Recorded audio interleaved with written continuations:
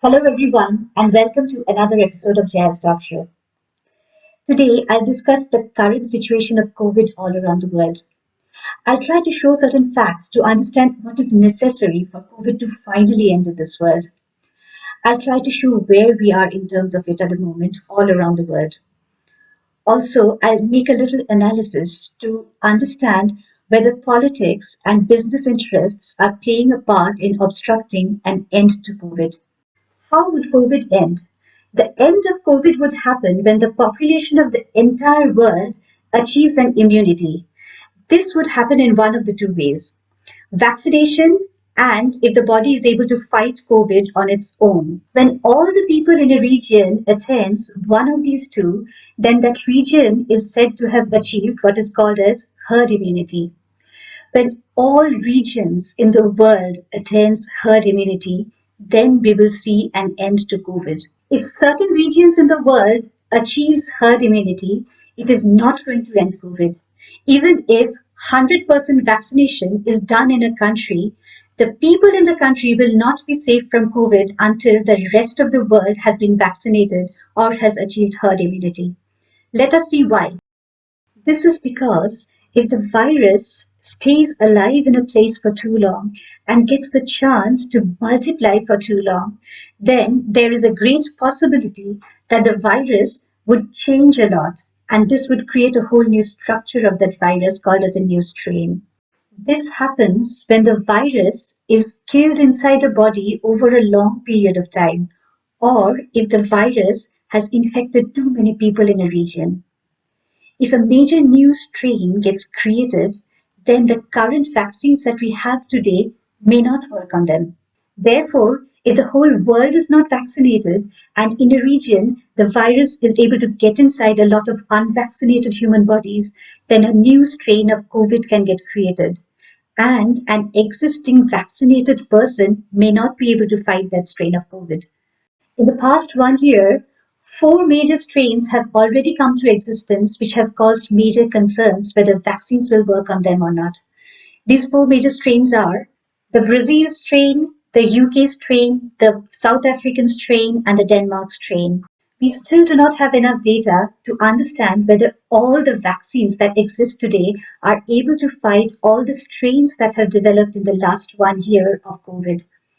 Therefore, if the whole world is not vaccinated and new strains of COVID come into existence, we would never be able to mark an end to COVID because those who have been vaccinated can still be in dangers of new COVID strains that would keep arriving.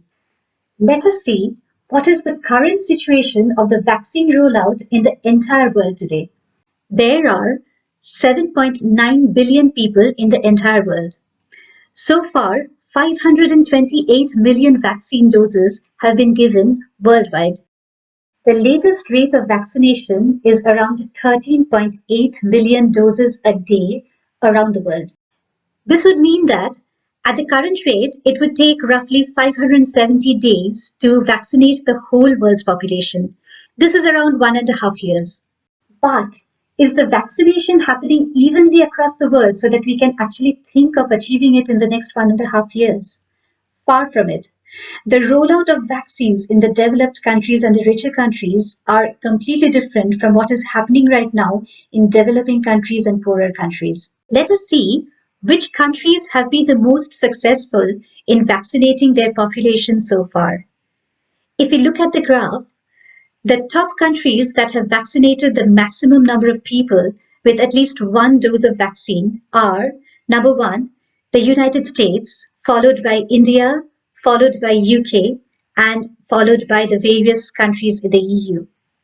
If we want to see the worldwide coverage of vaccines, we can understand it from this map.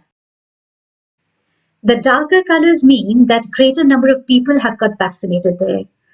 The lighter color indicates that very low vaccinations or no vaccinations have happened there, or we do not have enough data. As we can see, places in Africa, Central Asia, and parts of South America have had very little to no vaccinations at all. Right now, it is a fight between getting the whole world to gain herd immunity through vaccination versus the arrival of new strains against which current vaccines may not work. Let us look at some of the factors which are stopping the whole world from getting a faster vaccination. Politics around vaccines. This has happened because certain countries are prioritizing their own citizens at a huge cost to citizens in other parts of the world.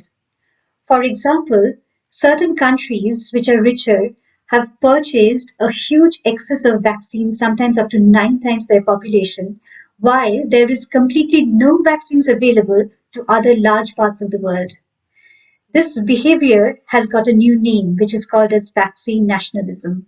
In places like the EU, millions of vaccines are lying unused, partly because of a slow vaccination drive by the government, and partly because people are not willing to take up vaccines. In the US, there are millions of AstraZeneca vaccines lying unused because US has still not approved AstraZeneca. Yet, US is not willing to export it to 70 other countries who have approved AstraZeneca. On the other hand, in poorer countries, there are more than 130 countries with a total population of 2.5 billion people who have not got a single dose of vaccination yet. On the other hand, there is another problem of cross-border export of raw materials for making the vaccine. Serum Institute of India has been at the forefront of exporting vaccines all over the world. So far, it has exported 64 million vaccine doses worldwide. A large number of countries, especially poorer countries, are heavily dependent on serum for further exports. However, in the recent weeks, Serum has stopped all exports of COVID vaccines all over the world. Why is that? This is because Serum cannot produce enough vaccines now because they cannot import certain raw materials from the US.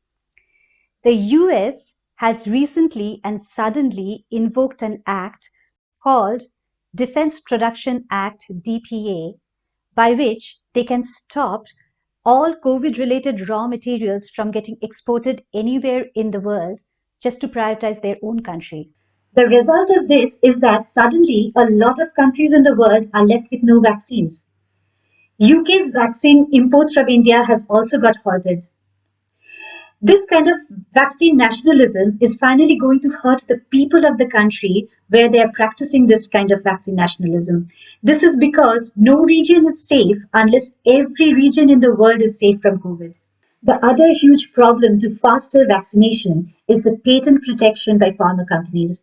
To manufacture the vaccine at a mass scale, it is important that pharma companies share the information on making the vaccines with a large number of facilities all over the world. Pharma companies at the moment are not prepared to do this. This is because they need to protect their patent so that they can cover the cost of the research that they have put into making this vaccine, and also they need to make their profits. However, if the patent protection is maintained now, there will be very few facilities all over the world in very few geographies who would be able to manufacture this vaccine and then get it out to the rest of the world. This could make it take an endless amount of time to vaccinate the whole world. And the longer it takes to vaccinate the world, the more chances it creates that a new COVID strain could come in, which could render the current vaccination drive completely ineffective. India and South Africa have been in the forefront in fighting to get the World Trade Organization to direct all the pharmaceutical companies to waiver their patent protection for some time, at least till the whole world gets a herd immunity. But this has not been successful so far. The other obstruction in a fast vaccination is anti-vaxxers. Certain people are not ready to accept the vaccine. If certain people do not accept the vaccine, it not only puts them in danger, it puts the entire world in danger. This is because every unvaccinated person can potentially create a new COVID strain. And a new COVID strain can be one which existing vaccines may not be able to fight. The other major problem is the lack of infrastructure in poorer countries to roll out the vaccine fast enough. And the final obstruction is in creating unnecessary doubts on the vaccine.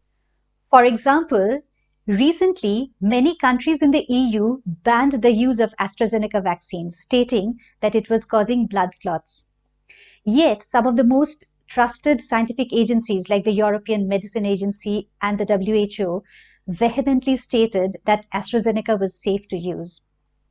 The ban stopped the vaccination drive in many countries in the EU. Slowly, COVID cases started rising, and hospitalization and deaths started rising to alarming levels.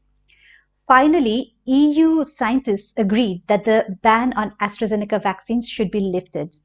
But by that time, it had created a huge delay in the vaccination drive all across EU. Not only that, it created a lot of doubts in people's minds against AstraZeneca vaccines. In the meantime, in the EU, a third wave has arrived, as we can see from this graph. In India, a severe second wave has just arrived, as cases have started mounting again, as we can see from this graph. This just shows that if vaccination is not done quickly enough, then endless COVID waves and lockdowns can keep on coming to anywhere in the world. Let us take a quick look at what are the plans for vaccinating developing and poorer countries in the world. A scheme called COVAX, led by the WHO, is set so that richer countries can share vaccines and donate to lower income countries. The US has donated the largest amount of money to COVAX, but not vaccines. Similarly, there are a large number of richer countries who have shared a huge amount of money with COVAX, but most of them are not willing to share their vaccines with COVAX.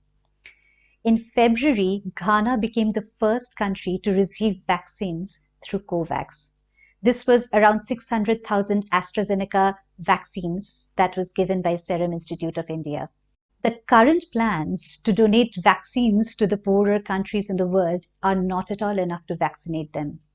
Only if the richer countries come together to donate more vaccines to COVAX and help in their rollout, then a large part of the world, which is in very poor condition, can get vaccinated.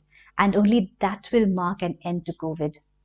To predict a final end to COVID, let us look at the current progress. It is expected that in the UK and the US, herd immunity would be reached by the end of September 2021. According to BBC, as of today, half of UK has achieved herd immunity. EU is expected to reach herd immunity by the end of 2021. However, in the rest of the world, the timelines are much more unpredictable. According to Bloomberg, at the current rate, the world would take around 7 years to get completely vaccinated or gain herd immunity. The final end to COVID depends on how quickly the whole world can come together to help every region in the world get vaccinated. If not for moral reasons, for selfish reasons, the world needs to move out of vaccine nationalism and try to give every effort to protect individuals all around the world against COVID infections. Unless the richer and the poorer countries come together to protect every life in the world, we will never end COVID and we will never return to normalcy. Please do let me know what you thought of the episode. And if there is anything I can improve on or you have any suggestions, please do write it below in the comment section. And if you have liked any part of it, please do write that too. And please do share with friends and please subscribe.